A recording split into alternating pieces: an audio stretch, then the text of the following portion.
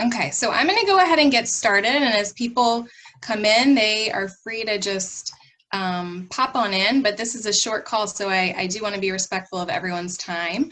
So thank you so much for joining me today. Happy Monday and happy Lawyer Wellbeing Week. For those of you that don't know, and I know there's a couple of non-lawyers on the phone, this is an initiative that the ABA, together with the National Task Force for Lawyer Wellbeing, created this year for the first time. And although traditionally lawyers assistance programs have focused on things like alcoholism and drug abuse and suicide prevention and all those really big important topics, those certainly are encompassed within this wellbeing initiative, but this is broader in that it also includes things like fulfillment and engagement and happiness and mindfulness and all these other things, including stress reduction and resilience building, that are really pervasive in the legal profession, also really critical and needed right now. So thanks again for joining us. This is 15 minutes on meditation for the lawyer who thinks that he or she is too busy to meditate. And hopefully I'm going to share with you today a couple of quick shortcuts or tips to use or implement so that you can access meditation and all of its benefits in a meaningful way without having to set aside specific time to meditate. So meditation obviously is a very ancient tradition that's become quite mainstream and popular today. And the benefits of meditation are very well researched. So we know that meditation helps reduce stress, it helps lower blood pressure, it increases focus and attention, it promotes emotional health and regulation, increases self-awareness, improves sleeping, etc., etc. So many good benefits. And of course, these things all have a trickle effect. So when you are less stressed and you're more focused and you're more aware, all of that stuff benefits your personal and your work relationships on top of all kinds of other things. So you're here, I assume, because you're interested or at least intrigued by meditation, but maybe intimidated by it, or maybe you've tried it and it felt too hard, or maybe you have an image of somebody sitting for a long period of time in a dark, quiet room, you know, levitating on a pillow, and you think, I just don't have time for that, and that will never be me. And if that's you, that's okay, you're not alone. And in fact, I felt that same way several years ago when I first started being interested in meditation. And I have a super busy life as a working mom, and I don't really have time for a regular daily meditation practice. And truthfully, I still don't do that. Although I've been reaching for this tool more frequently during recent times.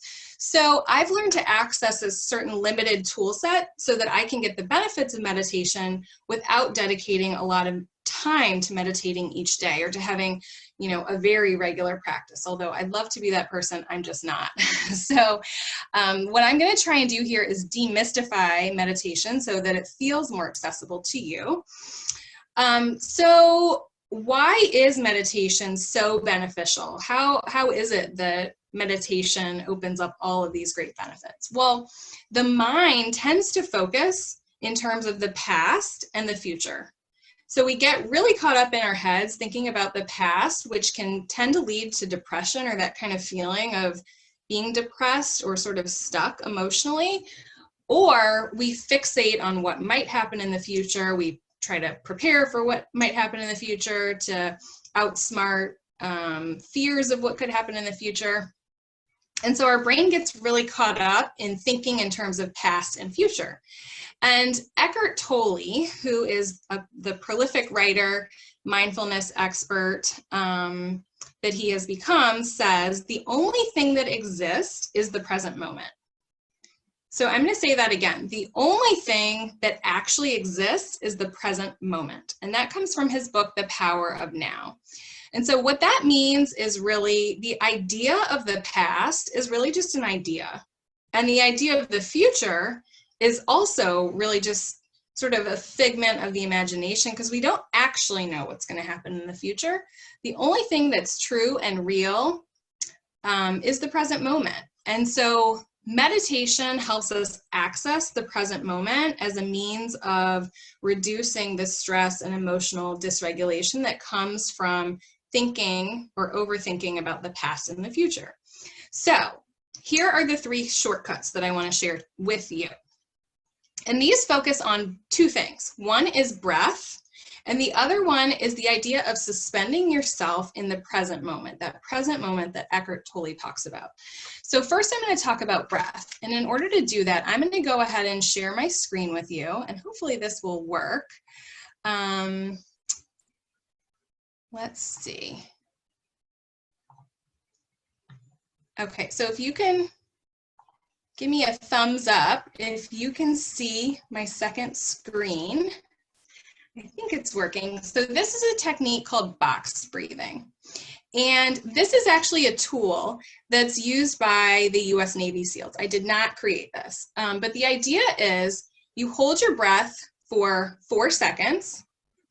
I'm sorry, you breathe in for 4 seconds, and then you hold your breath for 4 seconds, and then you breathe out for 4 seconds, and then you hold your breath for 4 seconds. So similar to the box that's showing up on the screen, you want to take 4 seconds, breathing in and out through your nose, okay?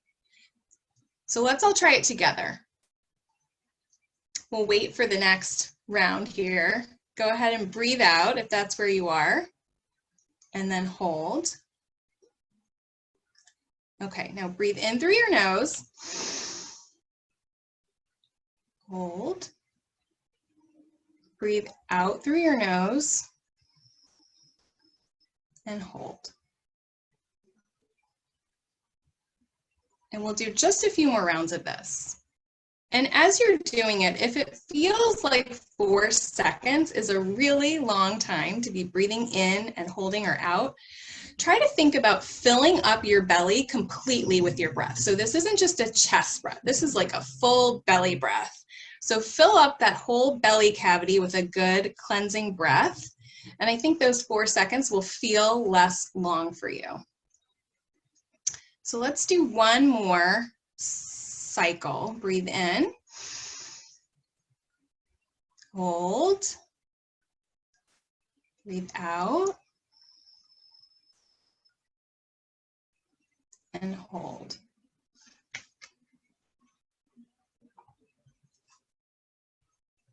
Okay, so I'm going to go ahead and stop the screen share. So this is a very simple technique that you can do. Nobody will even know that you're doing it. You can do it in a meeting. You can do it, you know, at a family dinner event that becomes tense. Anytime you're needing to calm down your central nervous system, this is a really great tool to be able to access. All it takes is breath. You don't need a quiet space. You don't need a dark room or a pillow. It's really just about accessing your breath, and this will really help calm your central nervous system and also bring you more in touch with the present moment. So I, as a lawyer, I used to get off calls with like opposing counsel, and my heart would just be beating like this. And so I would use this tool a lot to just calm myself down. And I use it now. And in fact, I did it right before this call. So I'll use it before a presentation, or, you know, you could access it after a tense situation. And it's a really simple thing. And the more you practice it, the easier it gets.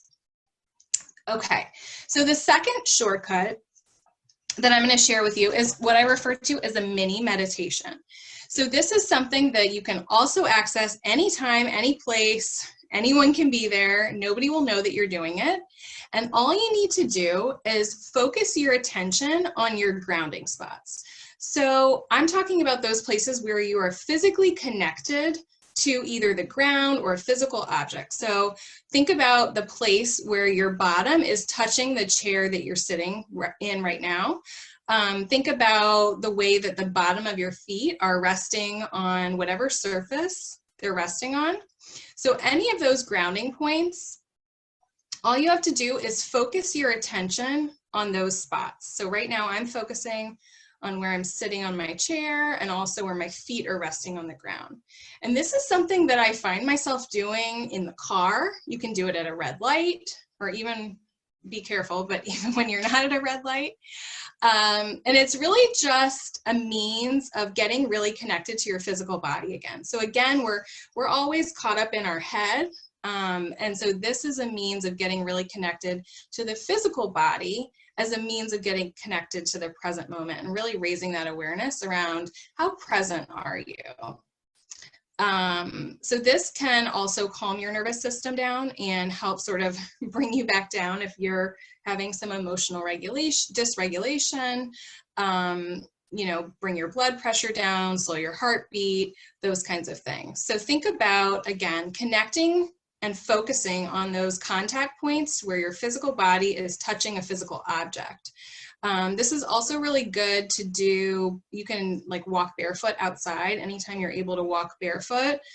That's really helpful too. So walking barefoot in the grass is a really, really great way to feel grounded.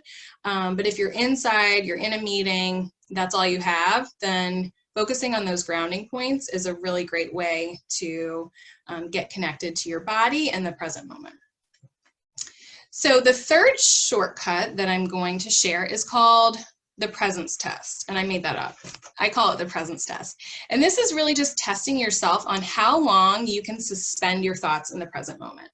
So what I typically think of when I think of times when I'm really not all that present is, you know, I'm driving to work, I get myself there, I park my car, and not only do I not remember where I've parked my car, but I also don't remember how I got from my house to work. I know I got there and I got there safely, but my mind was so, you know, caught up in whatever was on my agenda for that day or the last conversation I had with my husband, and I wasn't present at all.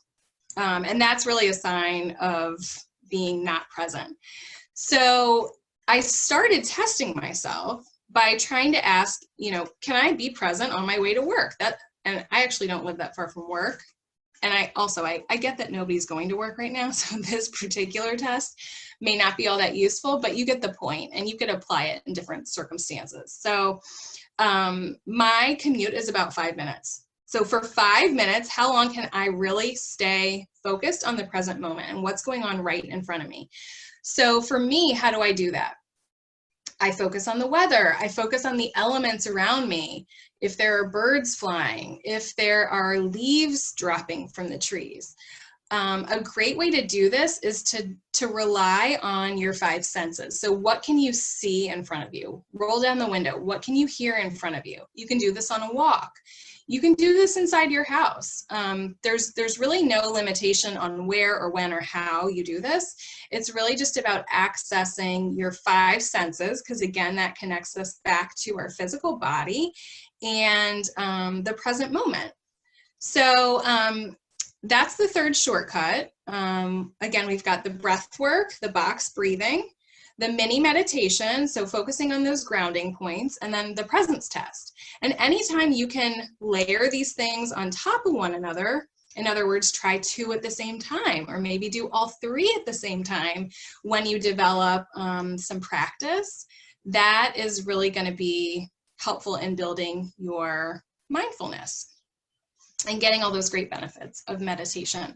So I swear by this. Again, I don't have a daily meditation practice, and I feel like I do get a lot of benefits of meditation just by focusing on these 3 things. So practice, practice, practice. This is a practice just like anything, just like yoga. It does get easier. And if you're interested in some guided meditations to help you kind of get in that space and have someone actually telling you what to focus on, there are lots of apps out there. 10% Happier is one. There's one called Calm. There's Headspace. There's also guided meditations. So if you're interested in that, like live guide meditations, check out local yoga studios or maybe Google live meditations. I know there's meetups in different cities. So check out those resources, and I will send an email with both the recorded replay and also the link to the box breathing and the list of apps that you can access. So I hope this was helpful for you. If you have any questions, please feel free to put them in the chat. And we are just a tiny bit over 15 minutes. So if nobody has any questions, I'm going to thank you all for joining me. This was really fun.